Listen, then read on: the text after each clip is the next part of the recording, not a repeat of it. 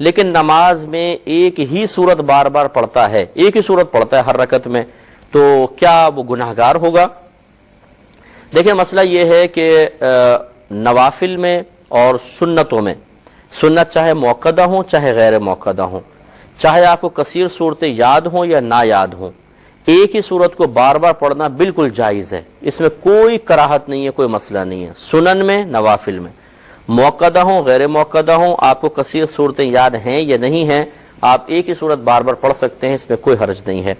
باقی رہا فرض اور وتر کا مسئلہ، اس میں دیکھا یہ جاتا ہے کہ اگر ایک شخص ایک سے زیادہ صورتیں یاد کیے ہوئے ہے، جیسے کہ آپ نے حافظ صاحب کا ارشاد فرمایا، تو ان کے لیے بہتر یہ تھا کہ وہ ہر رکعت میں علیحدہ علیحدہ صورت پڑھتے، یعنی کم از کم آگے پیچھے والی میں علیحدہ علیحدہ پڑھتے۔ لیکن اگر وہ ایک ہی صورت کو بار بار پڑھ رہے ہیں تو یہ زیادہ سے زیادہ مکروہ تنزیہی ہوگا، یعنی گناہ اب بھی نہیں ہے، مکروہ تنزیہی ہے۔ مکروہ تنزیہی اس عمل کو کہتے ہیں کہ اگر کریں گے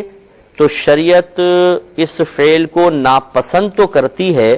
لیکن وہ ناپسندیدگی اس حد تک نہیں ہوتی کہ انسان کو گناہگار قرار دیا جائے، تو گناہگار نہیں ہوں گے، لیکن بہرحال شریعت نے ناپسند کیا ہے۔